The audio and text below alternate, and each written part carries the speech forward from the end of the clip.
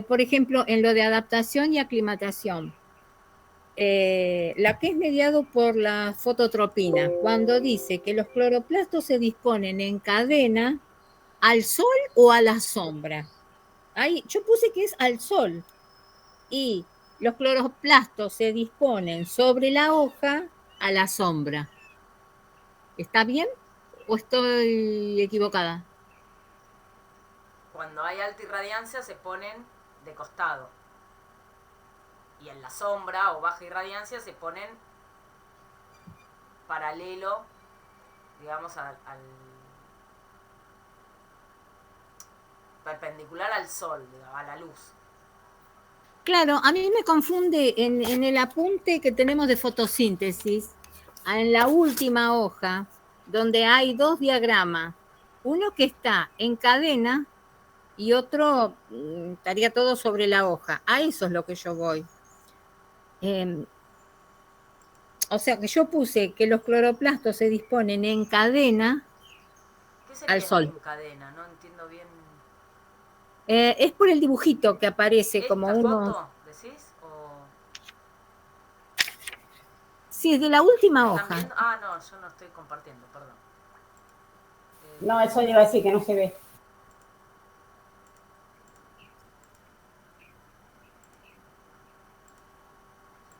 Esta. Exacto, esa. Bueno, Yo la acá, de la, por ejemplo, yo la de la derecha sí, puse que es al sol. Así se disponen cuando están al sol. claro, alta irradiancia, sí. Ah, perfecto. Pero Esa era no mi es que duda. es cadena, no es uno en cadena y otro no. Es los cloroplastos, cuando hay baja irradiancia se ponen así, entonces te queda, si esta es la lámina, la hoja, los Sí, cloroplastos, las células están acá, los cloroplastos se ponen así, en esta cara, que es justo la cara que da, que más luz recibe. Y en cambio, sí. cuando hay alta irradiancia se van de costadito, Que sería la de la izquierda. que sería esta de la derecha. Esta es La de alta la irradiancia. derecha, a ver, la de la derecha entonces sería Luz, mucha luz. al sol Sí, y la de la izquierda a la sombra. sí, Perfecto. Ahora sí me quedó claro. ok. Para los Gracias. nombres son, perdón, base y radianza, dijo, y la otra se me fue. Alta irradiancia y baja irradiancia. Anti, O sol y sombra. sí. Antirradiancia es la Digo, sombra porque anti. esto podría ser, no podría, puede no ser sombra, puede ser que se nubló. Está bien. O sea, es poca luz. Esto es poca luz, Sí. ¿sí? La poca luz se puede dar por distintas cosas. Una, una de las cosas que baja la irradiancia es la sombra, por ejemplo, la sombra Uh-huh. vegetal, pero también un día nublado también te baja la irradiancia. Está bien. Entonces, en cualquiera de esas situaciones, los cloroplastos se ponen en la cara transversal, Está bien. perpendicular a la luz. Sí, perfecto.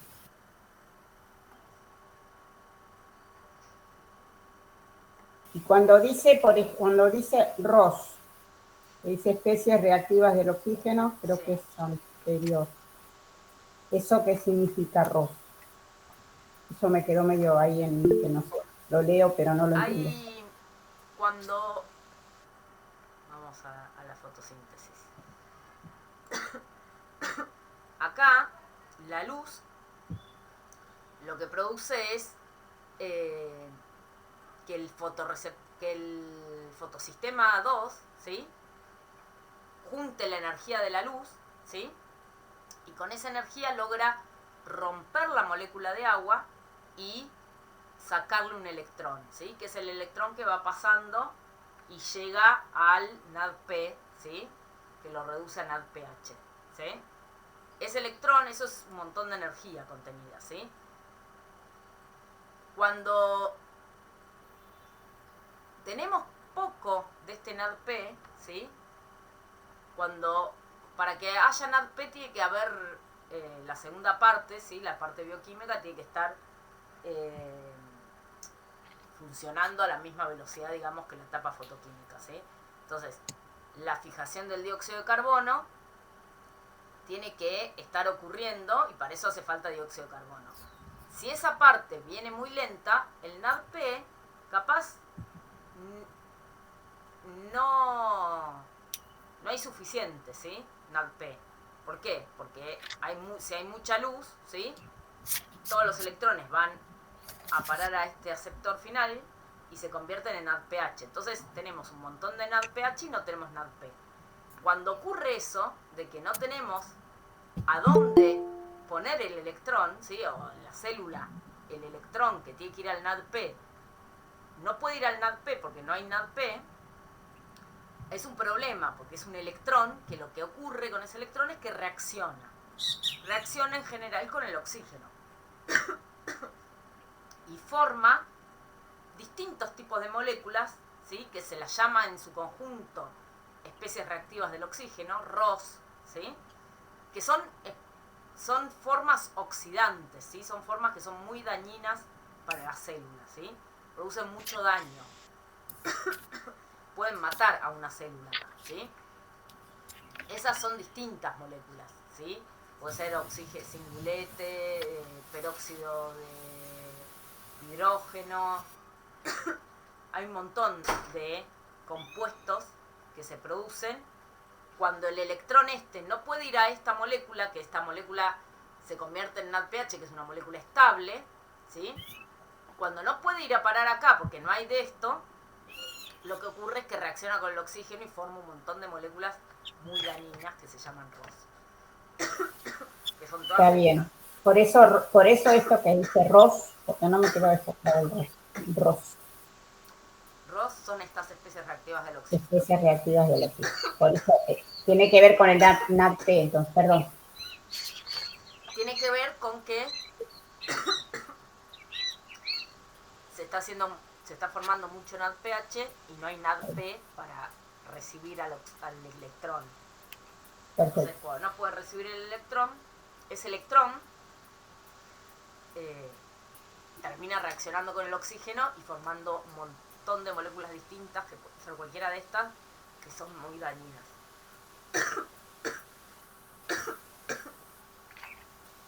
Esto es muy oxidativo, ¿sí? Lo que hace es que después estas moléculas se meten en un montón de reacciones que ocurren en las células y las dañan. Y entonces producen un montón de daño. Bueno, está bien. Yo porque me pasa lo mismo que en el anterior. No sé cuáles son mucha información y no sé qué es lo más importante, digamos, para tener bien en claro, ¿no? Porque hay varias cosas que no tengo claro, pero todo. Y entonces eso me pasa, que leo algo y por ahí no lo entiendo y bueno, no sé si es tan importante, creo que esto es importante porque es toda la parte de la etapa fotoquímica, ¿no? Sí, esto es importante en el sentido de, esto explica un poco por qué el exceso de luz es dañino para las plantas. Ah, bien, perfecto. Esa sería la explicación, digamos. En parte tiene que ver con esto. Las plantas que... El asunto es que las plantas que están aclimatadas a alta irradiancia tienen capacidad de hacer todo el proceso más rápido, digamos, y no quedarse sin NADP. En cambio, cuando están aclimatadas a baja irradiancia y uno las pasa de golpe a alta irradiancia, bueno, en parte lo que pasa es que empieza a haber muchas especies reactivas del oxígeno, y bueno, hay suficiente NADP.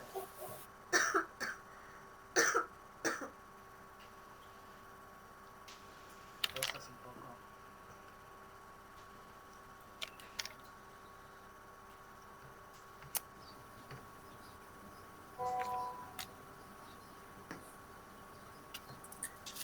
Profe, hay una compañera que no puede entrar. ¿No va?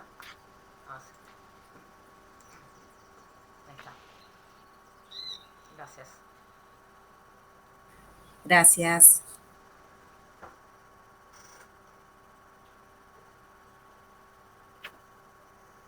Y en la parte del ciclo de Calvin, las fases, digamos que lo importante es saber las 3 fases, ¿no?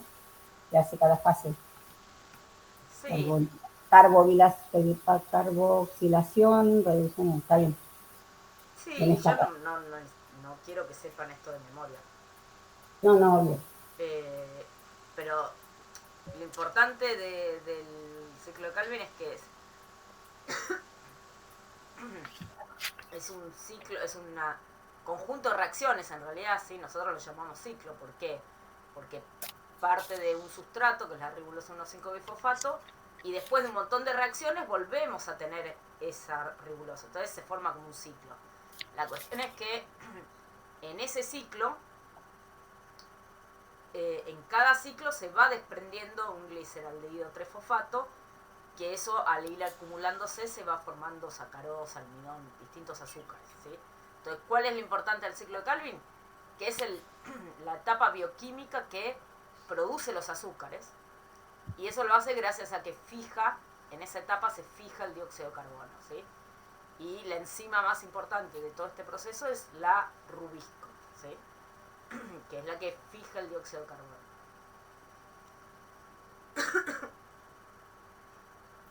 Y otra cosa importante es que en este ciclo se usa ATP y NADPH, produciendo NADP y ADP. Entonces, así como recién les decía, el NADP se produce acá, porque acá se consume el NADPH, que se produce acá. ¿Sí? ¿Se entiende? Entonces, si uno lo hace así en un esquema más general, ¿sí? Esto viene a ser la parte bioquímica y esta es la fotoquímica.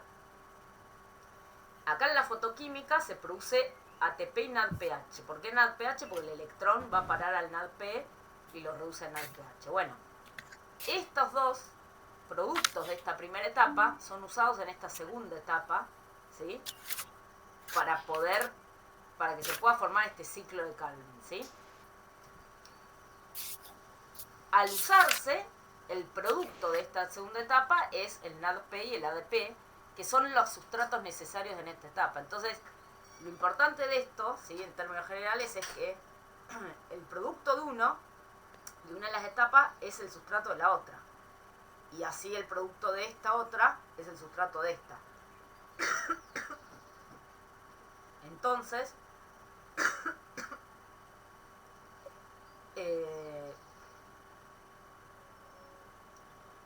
las dos etapas son dependientes, ¿sí? Esa es la parte importante. Entonces, si hay algo que hace hacer que esto sea lento, ¿sí? Por ejemplo, que haya poco dióxido, bueno, va a hacer que toda la fotosíntesis sea lenta, ¿sí?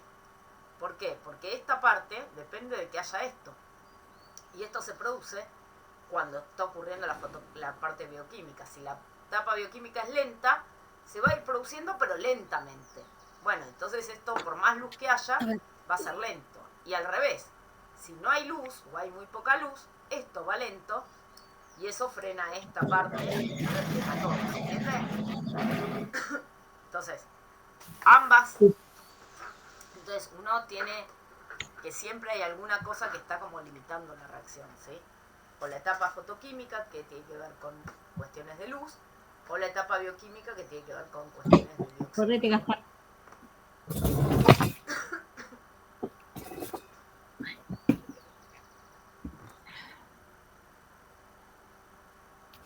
Correte, Gasparín.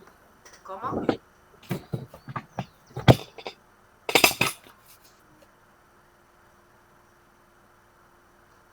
¿Alguna otra pregunta?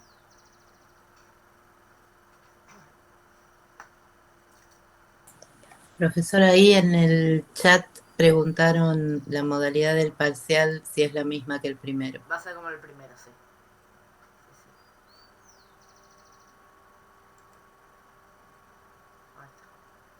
Profe, Sí, una preguntita. ¿Podrías explicar lo de la planta de día largo y día corto, por favor? dale.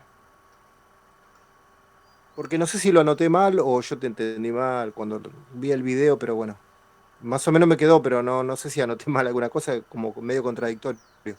Lo que yo anoté, ¿no? Las plantas de día largo son plantas que florecen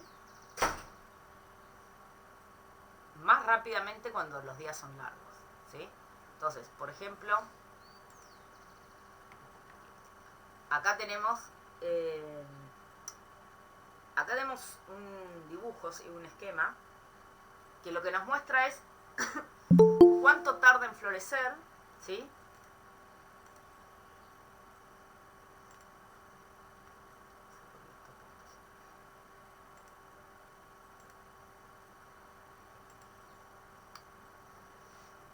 ¿Cuánto tarda en florecer según el fotoperíodo? ¿Sí?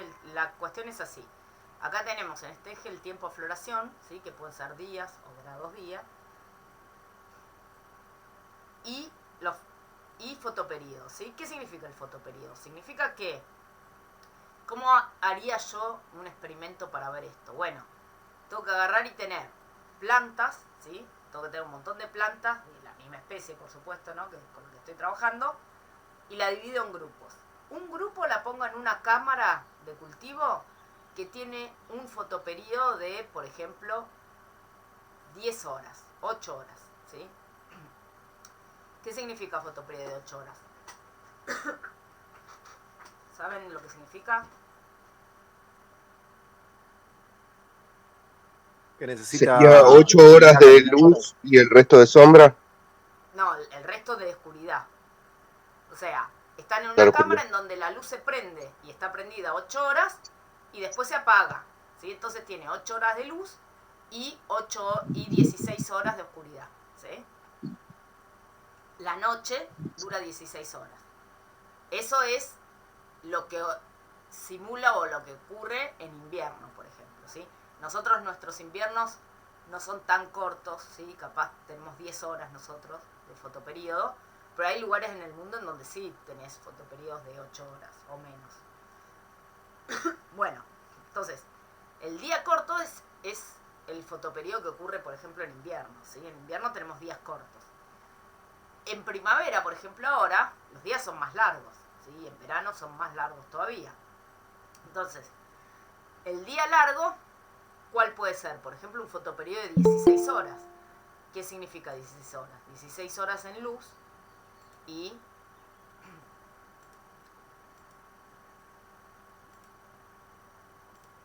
16 horas de luz y al revés, 8 de oscuridad, ¿sí? ¿Se entiende? Sí, sí, profe. Y con respecto a esto de cuantitativo y cualitativo, tiene que ver entonces con el día largo y con el día corto. Claro, ahora vamos con eso. Entonces, Bueno. por ejemplo, acá tenemos 16 horas y acá tenemos más o menos 8 horas, ¿no? Entonces yo agarro y pongo las plantas, vamos a poner solo dos ejemplos.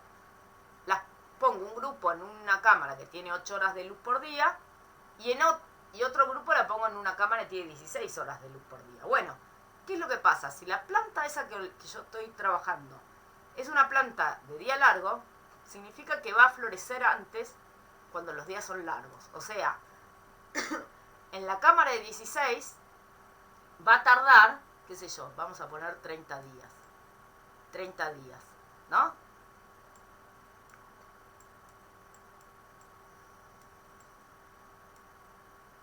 En 30 días florece, ¿sí? En cambio, las mismas plantas que yo las puse en el mismo momento, pero en una cámara 8, yo voy a los 30 días y sigue en fase vegetativa, sigue sin florecer. Voy a los 60 y sigue sin florecer, ¿sí? Y capaz florece con, qué sé yo, 80 días, ¿sí? Tarda 80 días en florecer, ¿sí? Va a florecer, pero tarda 80 días en florecer, ¿sí? Tarda mucho más que si yo la cultivo en 16 horas, ¿sí? En día largo. Eso es lo que se llama una planta de día largo cuantitativa, ¿sí? ¿Qué significa cuantitativa? Bueno, depende de la cantidad de horas cuánto tarda en florecer. Si yo la pongo en día largo, florece, apenas sale de lo que se llama la fase vegetativa básica, ¿sí? Todas las plantas tienen una fase vegetativa básica, ¿sí? No es que germinan y pueden florecer, no, bueno, tienen un tiempo mínimo para crecer, pero después ya están listas para florecer, ¿sí? ¿Se entiende? Bueno, apenas terminan la fase vegetativa básica, si están en el fotoperíodo largo, florecen, ¿sí? En este ejemplo que yo les doy, la fase vegetativa básica es de 30 días, ¿sí? Entonces pasan los 30 días y florece. En cambio, cuando la pongo en días cortos, va a florecer pero tarda más, ¿sí? Existen, algunas especies son así, son plantas de día largo cuantitativas. Otras especies son plantas de día largo, pero no son cuantitativas, son cualitativas. ¿Qué significa cualitativas? Solo florecen si el fotoperiodo es largo. Entonces yo, si esas plantas las pongo en una cámara, con 16 horas de luz por día, van a florecer a los 30 días, por ejemplo. Profe. Sí. Perdón. O sea, hay plantas cuantitativas y cualitativas de día largo. O sea, eso se entiende. Ah, está bien, entonces ahí me habré confundido. Sí. Existen 5 tipos de respuestas de plantas distintas. Las podemos poner en 5 grupos distintos. Hay plantas que no dependen del fotoperíodo para florecer, ¿sí? A algunas no les importa el fotoperíodo y florecen por otras cuestiones que a veces tienen que ver con las lluvias, con la humedad, que suelen ser las plantas que son originarias del Ecuador, ¿sí? De la zona cercana al Ecuador. ¿Por qué? Porque cerca del Ecuador el fotoperíodo es siempre el mismo, más o menos, ¿sí? Siempre tienen más o menos 12 horas de luz. Entonces, no tienen días cortos y días largos. Entonces, florecen por otras cuestiones y no por el fotoperíodo. Y después están las que responden al fotoperíodo, que son 4 distintas. Las plantas de día largo cuantitativas, las de día corto cualitativas, las de día largo, cualitativas, las de día corto cuantitativas y las de día corto cualitativas, ¿sí? 4 tipos de especies distintas, ¿sí? O agrupar grupos en donde entran distintas especies, ¿sí? Entonces, las cualitativas, ¿cuáles son? Las que, si yo las pongo en 16 horas, por ejemplo, florecen, pero si yo las pongo en día corto, no florecen nunca. Por eso se dibuja así, con esta raya para allá, ¿sí? En día corto, una planta de día largo cualitativa, si yo la pongo en una cámara que está en días cortos, no va a florecer nunca, ¿sí? ¿Se entiende? Y hay Sí, un tipo de planta que ahora no recuerdo el nombre, no me puedo acordar, que florece a la noche, o sea, no florece en el día. Es una planta con una flor blanca enorme. Eso es otra cosa. La dama de noche. Ah, a ver, no me acordaba el nombre. Claro, pero eso es otra me quedé cosa. pensando en eso. No tiene que ver con esto, a eso me refería. No tiene nada que ver con esto. Ah, bueno, a eso me quería referir. A ver si explico. Ay, profe, ¿cómo estás todavía? Ay, sí, no me recuperé del todo todavía. Estoy bastante para atrás todavía. Pero bueno, ya mejoraré. Entonces, las plantas de día corto, entonces, el momento en que florecen, algunas florecen solo de noche, otras de día, eso es una cuestión distinta, digamos. Esto tiene que ver con qué señal induce la floración.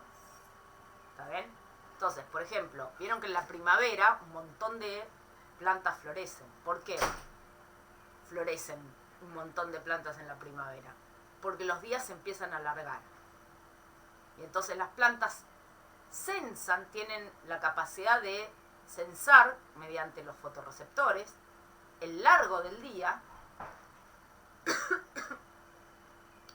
sensan el largo del día y cuando empiezan a percibir que hay varios días largos, ¿sí? Ahí se dispara la floración. Eso es lo que significa, ¿sí? Entonces, en primavera, o sea, hay un montón de plantas que son de día largo, ¿sí? Todas las que florecen en primavera son de día largo, ¿sí? Y no florecen en otro momento. Y después hay plantas que florecen en invierno, ¿sí? O con días cortos, que es al revés. Cuando empiezan a percibir que los días se están acortando, florecen, como el crisantemo, por ejemplo, ¿sí?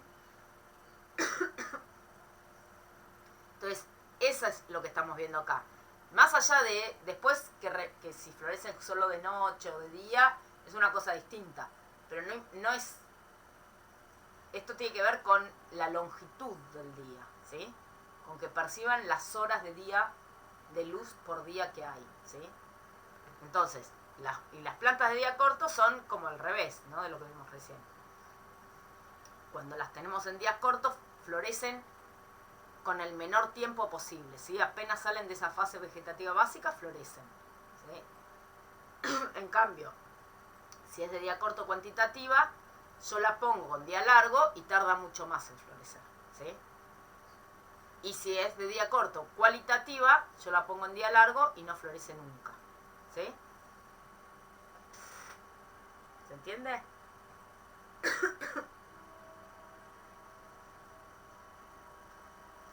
Bien, bien, profe, gracias. Gracias. Nada.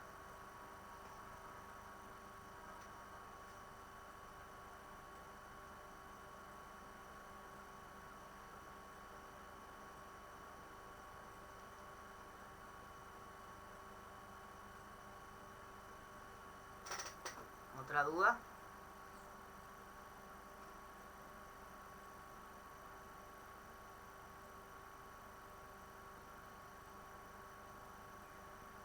No, profe, por ahora no, vamos a ver el viernes que viene. Fíjense de hacerla, yo le subí la... ¿Cómo se llama? La autoevaluación. Que vi que no son tantos los que lo hicieron. Así que vean, fíjense de hacerla si pueden. Y no sé. Y yo fin de la entré, pero no la empecé a hacer, profe, porque tenía un montón de dudas y dije, bueno, espero ahora después. Está bien. La gracia es... Claro, para ver qué sabemos y qué no sabemos. Para que les sirva a ustedes, digamos. Profe, Sí, yo noté algo y no me entiendo, sinceramente. dale. La clase de pasado, no, la anterior, hablamos de procedimientos para reducir la dormición. Sí. Y yo puse en un punto aplicar GA. Giberelinas Ah, son. Las giberelinas promueven la germinación y listo. reducen la dormición. Listo, gracias. ¿Se acuerdan? En germinación tenemos dos hormonas importantes. Las giberelinas que promueven la germinación y el ácido abscísico al revés, lo regula negativamente, lo inhibe la germinación. Entonces cuando una semilla está dormida, adentro hay bastante ácido abscísico. Ajá. Entonces a veces cuando si uno le pone exógenamente giberelina, bueno, es como... depende como del balance de las dos hormonas. Entonces si hay más ácido abscísico, bueno, está ganando la inhibición. Ahora si yo le pongo por fuera giberelina, bueno, puedo ganarle capaz al ácido abscísico y producir que germine. Entonces, Perfecto, se usa gracias. bastante las giberelinas para germinar. Uh-huh. ¿Qué es un líquido? Digamos, es una hormona, naturalmente es algo que se produce en la planta, pero se puede comprar y a veces se venden pastillitas que uno las disuelve. Ajá. Y sí, las usa como líquido, a veces líquido directamente. Es relativamente barata la giberelina. Ajá. Profe, ¿estas hormonas participan en igual medida, en igual proporción dentro de la planta? ¿En qué sentido proporción? Claro, digo, porque son la geberelina, no me sale el nombre, y la auxina. O sea, las dos no actúan. ácido abscísico, Sí. No, la auxina. Auxinas y giberelinas, las dos son promotoras del crecimiento, pero no actúan como iguales. Digo, ¿alguna tiene más incidencia que otra? Actúan como en cosas un poco distintas a veces. A veces van juntas y a veces no, y hacen cosas un poco distintas. No son exactamente iguales. Ajá, interactúan.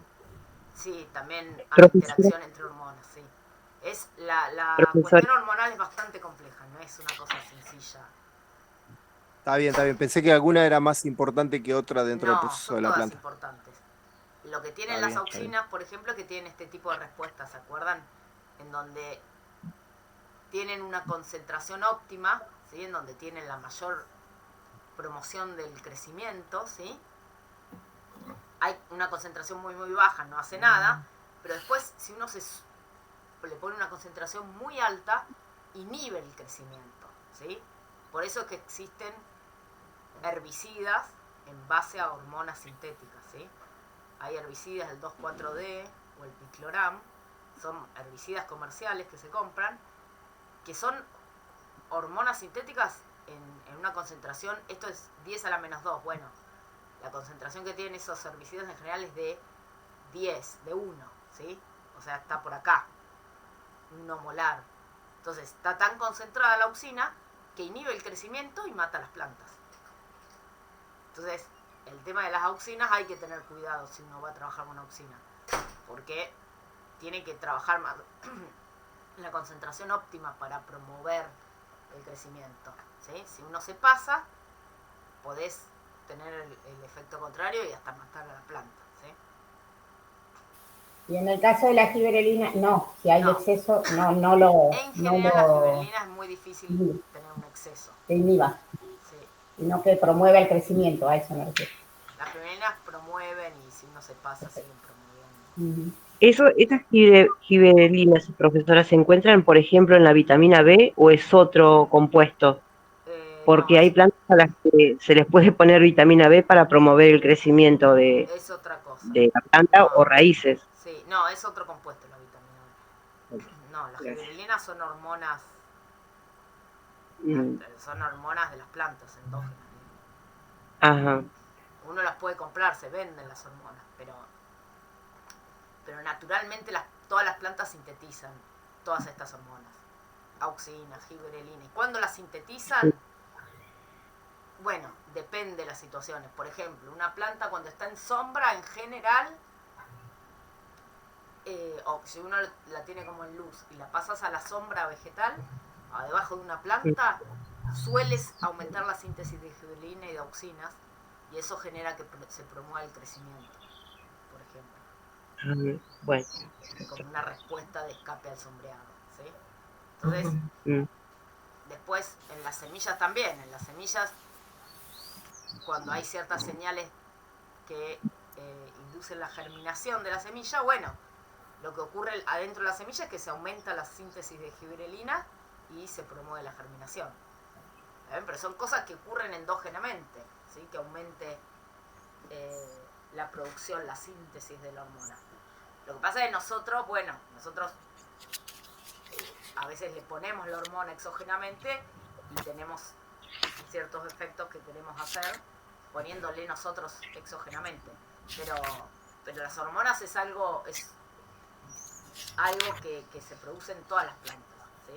Y hay varias hormonas. Con respecto a eso, en endógeno y exógeno, entonces, cuando es endógeno, siempre está, digamos que lo que promueve es la hormona. ¿Sí? Endógena es que la planta, claro, es lo que ocurre natural, digamos, ocurre por alguna señal, ¿sí? Hay una señal que hace que adentro de la planta se produzca una hormona. Exacto, pero por eso, la señal hace que se produzca, me expliqué mal. Sí, ese es el cual. Algo hace que se produzca la hormona, bueno, y la hormona se considera también como una señal endógena. Claro, yo lo que me refería es que la diferencia es que con el tema de la señal endógena ya tiene que ver con el ambiente, con la temperatura, bueno, con todo lo que... Claro, las señales exógenas son las que están prohibidas. Con el agua, si tiene más agua, menos agua, todo eso, ¿no? Exacto, el estado bien, esa diferencia quería que me diga para... ¿Cómo? No, esa diferencia quería saber si estaba segura que era así. Sí. Uno cuando habla de señal exógena habla del ambiente. Después, por otro lado, uno puede poner hormonas exógenamente, pero ya eso tiene que ver con una cuestión más antrópica, ¿sí? Una cosa que nosotros nos metemos. Pero esta definición de señal endógena y exógena son señales naturales que recibe la planta, ¿sí? Entonces la planta recibe señales del ambiente, que son las que llamamos señales exógenas, y responde a esas señales, y también recibe señales que llamamos endógenas, que son cambios hechos por hormonas, ¿sí? A veces una señal exógena hace que aumente una hormona, y entonces ahí tenés las dos cosas juntas, la exógena y la endógena, pero a veces hay cuestiones, por ejemplo, de la edad, ¿sí? Cuando entra en senescencia una hoja, hay cambios hormonales que se producen, ¿sí? Y eso es por una cuestión de edad, nada más, ¿sí? De un estado ontogénico de la hoja. Entonces, esas son señales endógenas, ¿sí?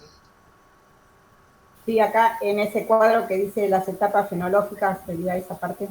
Claro, por ejemplo. Bien. Todas Está esas bien. etapas fenológicas, acá Sí. siempre hay un montón de hormonas involucradas en estos cambios, que son señales endógenas. Y por supuesto también interactúan las señales exógenas, ¿no? Porque qué sé yo, que florezca, bueno, si depende del fotoperíodo, bueno, también va a depender de una señal exógena que es el fotoperíodo, ¿sí?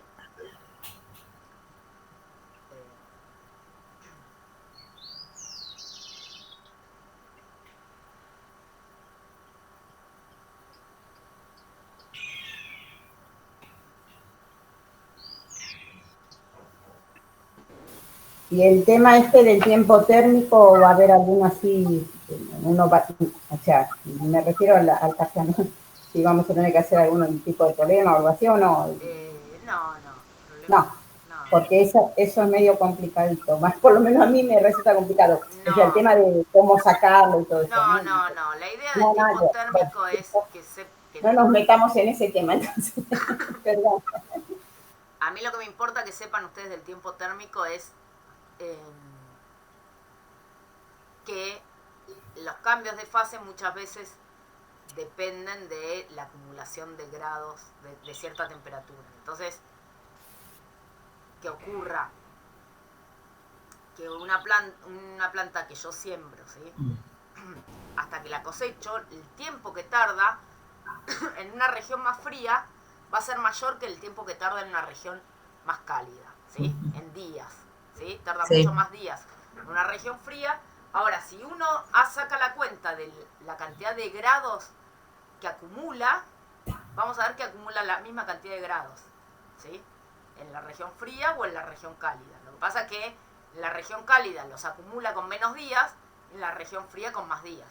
Entonces sirve bastante usar ese concepto de tiempo térmico, de saber cuántos grados días tiene que acumular para uno poder, según la zona en donde está y cuáles son más o menos las temperaturas medias estimadas, uno poder tener una noción de cuánto va a tardar, ¿sí? En cosechar lo que esté cultivando, ¿sí? Para eso se usa.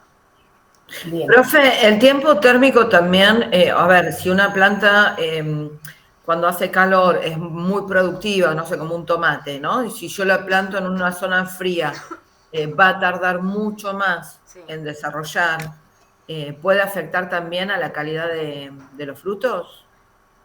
Bueno, sí. Sí, y a veces, sí.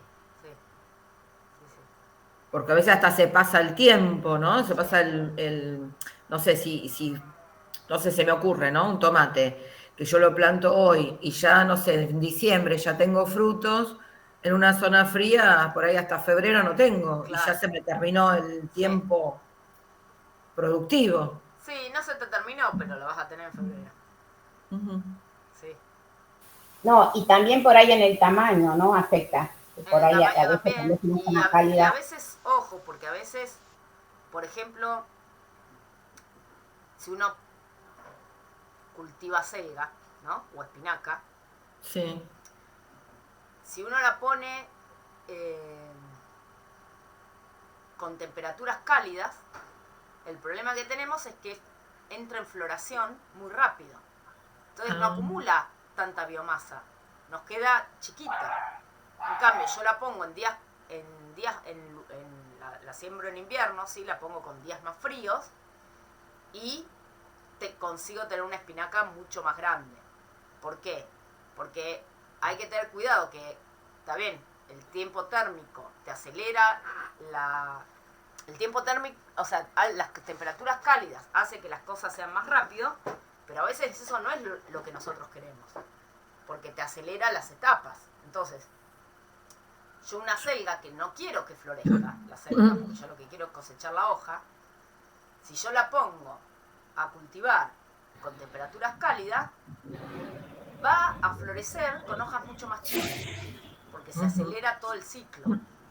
En cambio, si yo la cultivo con temperaturas más frías, tarda mucho más en florecer, en completar el ciclo, en acumular los grados días para florecer, y eso me permite que crezca mucho más la hoja. Entonces, depende qué es lo que uno está cultivando también. Por eso no es que uno puede cultivar cualquier cosa en cualquier lado o en cualquier temperatura, ¿sí? Claro. Digamos, yo puedo tener una selga más en veranito, no es que no la voy a tener, pero me va a dar una cosa o una espinaca, me va a dar una plantita chiquita, una vez que florece ya deja de crecer la hoja. Sí, sí, sí. Bueno, a mí me pasó el invierno con un brócoli, que como no hubo mucho frío, se me fue en flor. Claro, bueno, eso pasa. Sí. Sí. A veces uno la planta en otoño ya pensando que se viene el frío y se alarga más la temporada cálida y eso te acelera mucho el crecimiento Sí. y florece. Sí.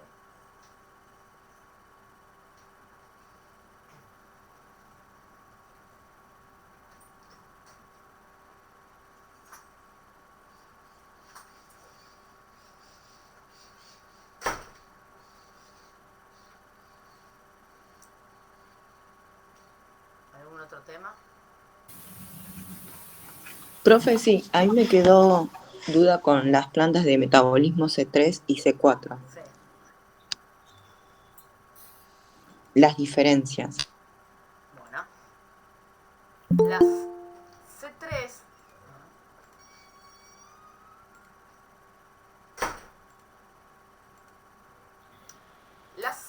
cuando vemos todo lo que vemos de fotosíntesis, siempre que estudian ustedes fotosíntesis,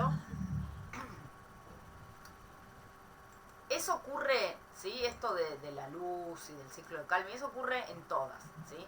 En las C3, en las C4, en las CAM, ¿sí? Todas ocurre la fotosíntesis igual, ¿sí? La diferencia está en dónde ocurre esta parte, ¿sí? O con qué dióxido de carbono se utiliza para la parte de la etapa bioquímica, ¿sí? La rubisco, que yo le dije es la enzima más importante, ¿sí? De esta etapa, que es la que fija el dióxido de carbono, tiene un problema, ¿sí? Para nosotros es un problema, digamos, tiene una característica, ¿sí? No es un problema, que también puede funcionar como oxigenasa, ¿sí? Entonces, si hay poco dióxido de carbono,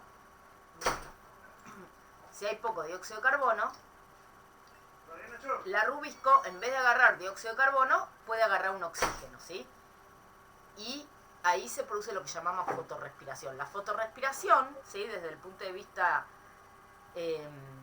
energético, es negativo para la planta. ¿Por qué? Porque cuando en vez de fijar dióxido, fija oxígeno, se produce un compuesto, ¿sí? Que se llama fosfoglicolato, que es tóxico para la planta. Entonces, para detoxificarlo de ese compuesto que se produce, existe toda una ruta de rescate, ¿sí? Empieza a ocurrir un montón de reacciones químicas que terminan volviendo al 3-fosfoglicerato, ¿sí? Del ciclo de Calvin, pero eso hace que se pierda dióxido de carbono, ¿sí?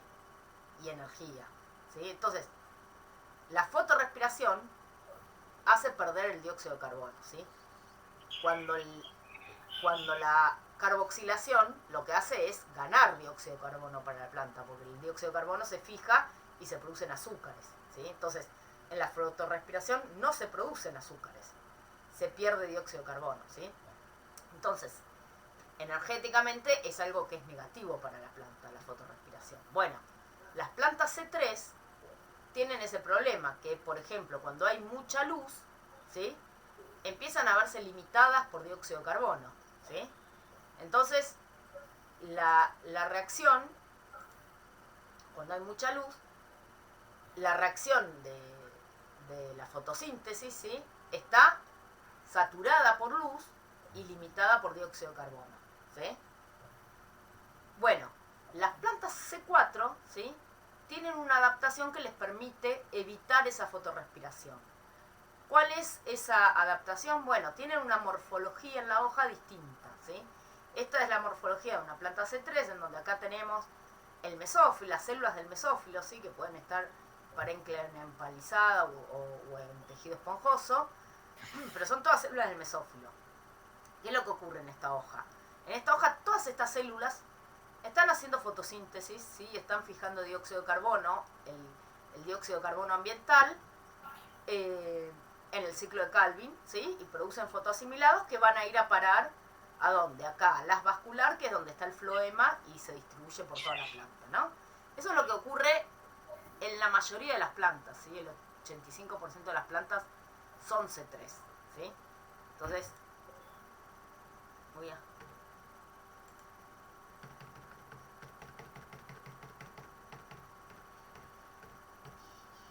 La mayoría de las plantas son C3, ¿sí? Y ocurre eso. Bueno, las plantas C4 tienen una morfología distinta, ¿sí? Tienen las células del mesófilo, ¿sí? Pero después tienen un montón de células que se llaman estas de acá, que son las células de la vaina, ¿sí? Que rodean al haz vascular, que es donde está el floema, ¿sí? Está el floema y el xilema. Pero a nosotros en esto nos importa el floema, que es por donde van a ir a parar los fotoasimilados. Los fotoasimilados se producen en estas células nada más. ¿Por qué? En estas células del mesófilo, no. ¿Qué es lo que ocurre en estas células del mesófilo? En las células del mesófilo hay una enzima que se llama PEP-carboxilasa, ¿sí? PEP-carboxilasa, que se dice así, PEP-C, que lo que hace es fijar el dióxido de carbono ambiental en un compuesto de 4 carbonos, ¿sí? Un ácido de 4 carbonos. Y entonces, esta PEP-carboxilasa solo fija dióxido, no tiene competencia con el oxígeno, ¿sí? No es como la rubisco, que si no hay dióxido, agarra un oxígeno. Esta no, si no hay dióxido no hace nada, ¿sí? Y el dióxido que agarra, ¡pac!, lo mete en el compuesto este. Entonces, todas las células estas del mesófilo, todas estas células, están agarrando el dióxido y poniéndolo en ese compuesto de 4 carbono. Ese compuesto de 4 carbono va a parar a estas células de la vaina. Entonces, todas las células del mesófilo, que son muchas más, están todas concentrando, fijando dióxido y mandándolo a la célula de la vaina. En la célula de la vaina, ese compuesto se descarboxila y lo que ocurre es que, como viene este compuesto de un montón de células del mesófilo, en esta célula de la vaina llegan un montón de este compuesto y lo que ocurre es que hay un montón de dióxido, ¿sí? Entonces acá se concentra el dióxido de carbono. Y entonces la rubisco nunca tiene problemas de competencia con el oxígeno, porque tiene mucho dióxido. Entonces, como siempre tiene mucho dióxido, siempre fija dióxido, y entonces no ocurre la fotorrespiración, ¿sí? O es indetectable, ¿sí? Puede haber alguito de fotorrespiración, pero es indetectable, ¿sí? Es despreciable. Entonces, estas plantas tienen eso, no fotorrespiran, no se limitan por dióxido de carbono, ¿sí? Entonces, pueden estar con muy alta irradiancia, que nunca les va a faltar el dióxido de carbono. Entonces, cuanta más luz hay, más fotosíntesis hacen, ¿sí? ¿Qué desventaja tiene este mecanismo? Bueno, la desventaja que tiene es que este proceso hace gastar energía, ATP, porque acá se fija en este compuesto, esto se tiene que descarboxilar, este compuesto vuelve a las células del mesófilo, ya el compuesto de 3 carbonos, que después vuelve a ser usado por la carboxilasa para fijar un dióxido, ¿sí? Entonces todo este proceso gasta energía, ¿sí? Son un montón de pasos metabólicos más que gastan energía. Entonces, concentrar el dióxido tiene un gasto de energía. ¿Cuándo es beneficioso eso? Bueno, en las situaciones en donde, por ejemplo, hay mucha luz. Cuando hay mucha luz, que una planta C3 ya está limitada por dióxido, bueno, la C4 no se limita por dióxido y puede fotosintetizar mucho más y ganarle. Ahora, si la luz es baja, hay baja irradiancia, este sistema no es beneficioso. ¿Por qué? Y porque las plantas no están limitadas por dióxido, están limitadas por luz. Entonces, van a estar haciendo poca fotosíntesis porque están limitadas por luz y van a estar gastando ATP porque esto no lo pueden frenar. Esta concentración la hacen haya mucha o poca luz, ¿sí? Entonces, es un mecanismo que es una adaptación que surge en algunas plantas en situaciones, es una adaptación que surge en ambientes de alta irradiancia, de alta demanda atmosférica, ¿sí? Poco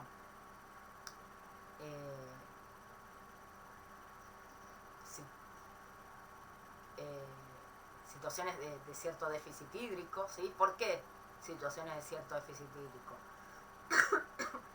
Cuando hay sequía en el suelo, una de las respuestas, ¿se acuerdan que habíamos visto? Es que en las plantas se cierran los estomas, se dispara el cierre de los estomas, ¿sí? ¿Y eso qué trae de perjudicial? Bueno, si se cierran los estomas en una planta C3, baja mucho la concentración de dióxido, entonces baja mucho la fotosíntesis. ¿Qué ocurre en cambio en una C4? Cuando se cierran los estomas, como tienen concentrado el dióxido de carbono, pueden estar con una fotosíntesis relativamente alta, con estomas un poco más cerrados que una C3, ¿sí? Entonces pueden mantener niveles de fotosíntesis buenos, ¿sí? Con cierto grado de cierre estomático, ¿sí? Entonces, por eso son también de estos tipos de ambientes, de alta irradiancia, de cierto déficit hídrico y con altas temperaturas, ¿sí? ¿Por qué altas temperaturas? Porque también en altas temperaturas es cuando se favorece mucho la fotorrespiración. Entonces las plantas C3 tienen muchas pérdidas por fotorrespiración cuando las temperaturas son altas.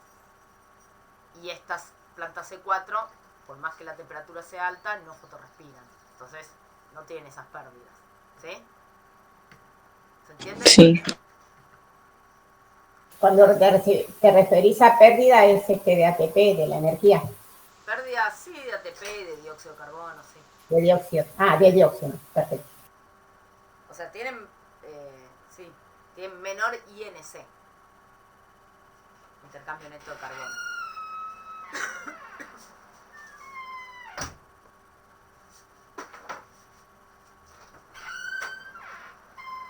Y entre fotorrespiración y respiración mitocondrial. Sí. Son dos cosas que no tienen nada que ver. Ah, ok. Es parecido el nombre, pero simplemente porque las dos pierden dióxido de carbono. Pero la respiración es la respiración esta, en donde tenemos un montón de pasos, ¿sí? Que la respiración, ¿qué es? Es algo que ocurre en todas las células las 24 horas, ¿sí? Tanto de día como de noche. Sí. Es a partir de una glucosa, ¿sí? La glucosa se va oxidando, se va rompiendo y termina generando un montón de ATP, ¿sí? Un montón de ATP, también de NADP, NADH, NADPH, ¿sí? Entonces,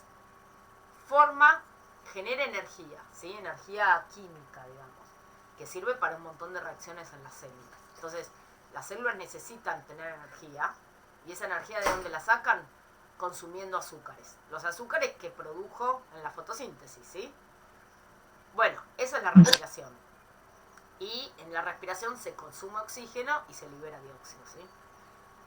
Las plantas respiran, las células de las plantas respiran todo el tiempo, igual que nuestras células, ¿sí? Nosotros también respiramos, nuestras células también respiran. Lo que no hacen nuestras células es hacer fotosíntesis, pero la respiración sí, ¿sí? Nosotros lo que hacemos es usar los azúcares, pero que nos comimos de alguna planta o de algún animal que come una planta, ¿sí? Entonces, la diferencia entre las plantas y los animales es que las plantas respiran los azúcares propios que producen y nosotros respiramos los azúcares que comemos, ¿sí? Los animales no producen. Pero la respiración ocurre en todos, tanto las plantas como los animales, ¿sí? Ahora, esa es la respiración, ¿sí? Que se libera, se pierde dióxido de carbono. ¿Por qué se pierde? Porque se consumen los azúcares, ¿sí? Los azúcares se rompen.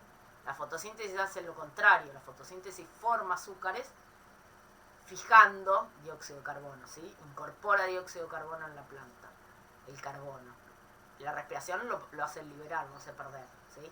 Entonces, esa es la respiración, ¿sí? Que lleva un montón de pasos, ¿sí? Nosotros no vemos todos los pasos, no nos importa, pero mediante un montón de pasos que va rompiendo los azúcares, la cuestión es que termina dando esta energía que hace falta para un montón de procesos, ¿sí? Para crecer, para transporte, ¿sí? Para un montón de cosas que ocurren en las plantas. Esa es la respiración, ¿sí? La fotorrespiración no tiene como nada que ver. La fotorrespiración, esta ocurre de día y de noche, la fotorrespiración solo ocurre de día. ¿Por qué? Porque es...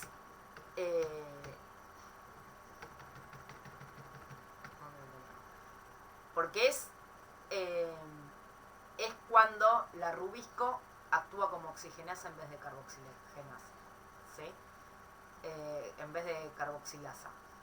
Entonces, la rubisco fija oxígeno en vez de dióxido y eso le llamamos fotorrespiración. ¿Por qué? Porque eso termina generando que se libere dióxido, perder dióxido de carbono, ¿sí? Por eso se le llama, y se le llama foto porque depende de la luz. ¿Por qué depende de la luz? Porque la rubisco, si no hay luz, no está activa, ¿sí? Entonces, como la rubisco necesita luz para activarse, solo ocurre durante el día la fotorrespiración, ¿sí? No ocurre de noche. ¿Estamos? Sí. Ahora lo que yo tengo duda también es, porque no sé qué es, profe, lo leo y no lo termino de entender, es que es el canopeo, que se va extinguiendo. Por ejemplo, dice, a medida que la luz penetra en el canopeo se va extinguiendo. No sé qué es el canopeo. Es la cubierta vegetal, el canopeo. ¿Cómo? La cubierta vegetal es el canopeo. Ah, es la cubierta que está arriba, nada más que eso. Bueno, pues, son las hojas que tenés. Sí, las hojas, pero por eso lo que cubre la hoja sería Sí. arriba. No, bueno, está bien, porque no me lo leía y digo, y depende de que si está más arriba o más abajo por la luz. Por eso dice que se va extinguiendo. Claro, se va extinguiendo porque yo, por ejemplo, pongo un sensor de luz acá tengo mucha más luz que acá. ¿Por qué? Acá tengo menos luz. Porque todas estas hojas que están arriba están absorbiendo la luz. Exacto. Entonces, si yo pongo el sensor acá en el suelo, tengo menos luz todavía. ¿Por qué? Porque todas estas hojas me están... Está bien. Pero es eso, no, me quedaba duda que es el canopeo. Se le llama a... Uno puede hablar cultivo, puedes decir el cultivo. Está bien, perfecto. Son las hojas, ¿sí? El canopeo... Lo que pasa que el canopeo puede ser natural, no necesariamente es un cultivo artificial, ¿no? Claro. Acá en este ejemplo tenemos un cultivo de trigo, pero uno puede agarrar y ir en cualquier lugar que haya plantas nativas, ¿sí? Y también tenemos un canopeo. Es un canopeo natural de un montón de plantas distintas y es un canopeo eso también. Pero canopeo es el conjunto de las plantas, ¿sí? Se le llama. Perfecto. No, sí, me quedaba, no sé, terminaba de entender qué era, pero ahora está, sí, ahora me quedo. Gracias.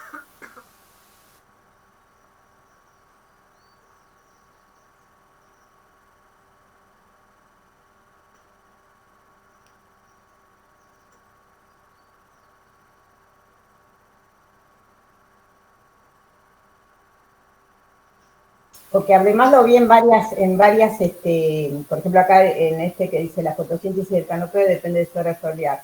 Por eso me quedaba la duda, digo, nada. Mira, acá uno podría decir cultivo, por ejemplo. Varias veces podría poner en vez de canopeo cultivo. Lo que pasa es que usamos canopeo porque es más general, porque está bien, si uno está con un cultivo, podés hablar del cultivo. Pero si uno está con una población de plantas nativas, no es un cultivo, claro, pero sí es un canopeo también. Y pasa todo lo mismo que esto, ¿sí? Que la luz se va extinguiendo. Está bien. No, pues yo hice biología y todo eso, pero no me había quedado nunca este concepto. Cuando lo leía, digo, me quedé ahí. No, ya está, ahora lo entendí. Gracias, profe. Bueno.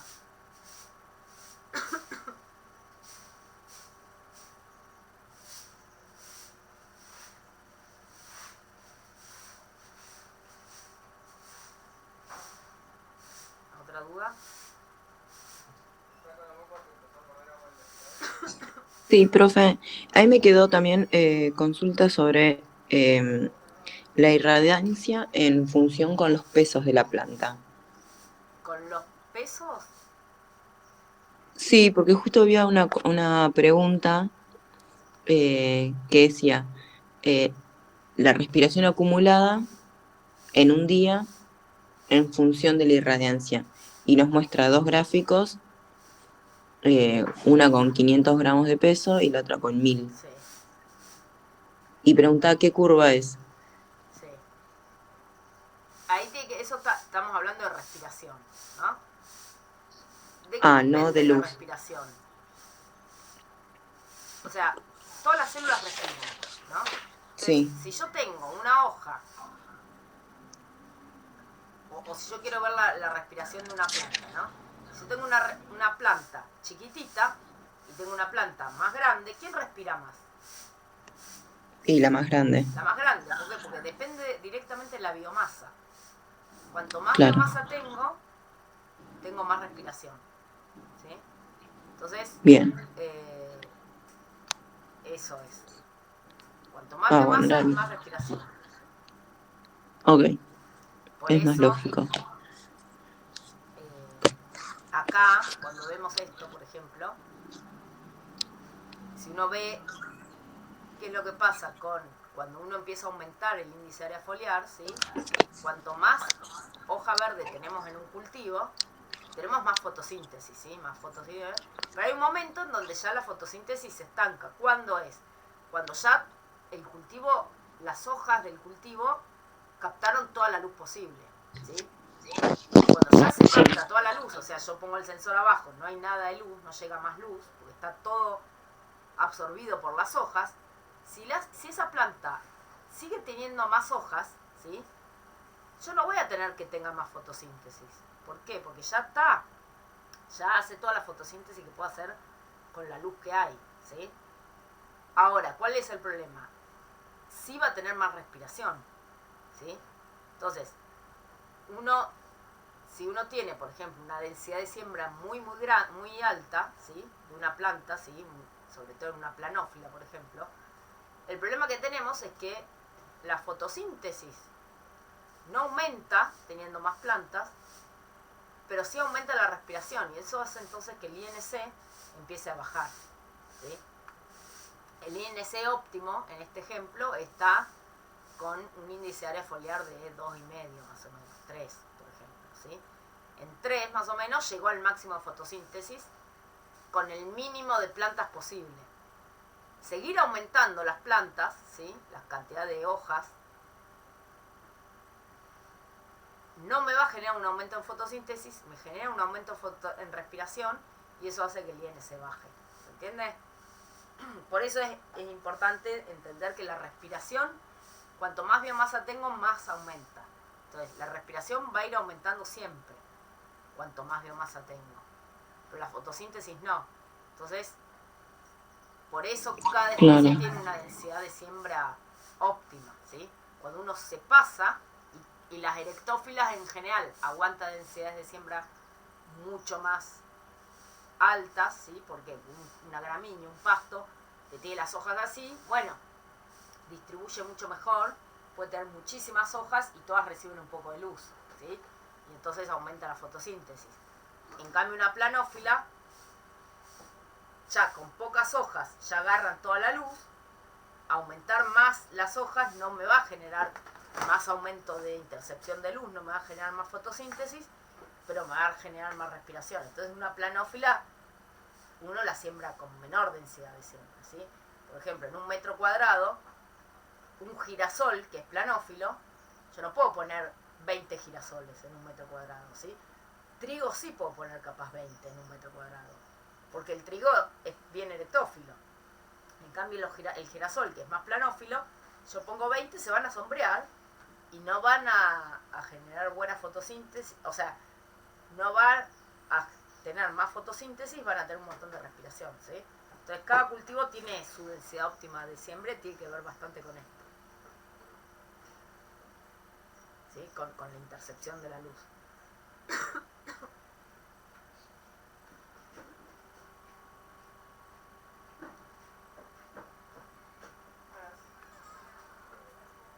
otra duda?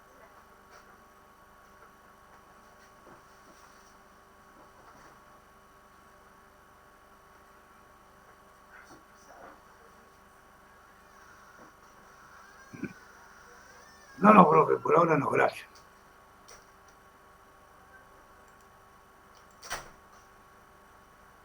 Una pregunta, profe. El examen es a las 9:30, ¿no es cierto? 9:30, sí. Perfecto, gracias. Bueno, llevo antes.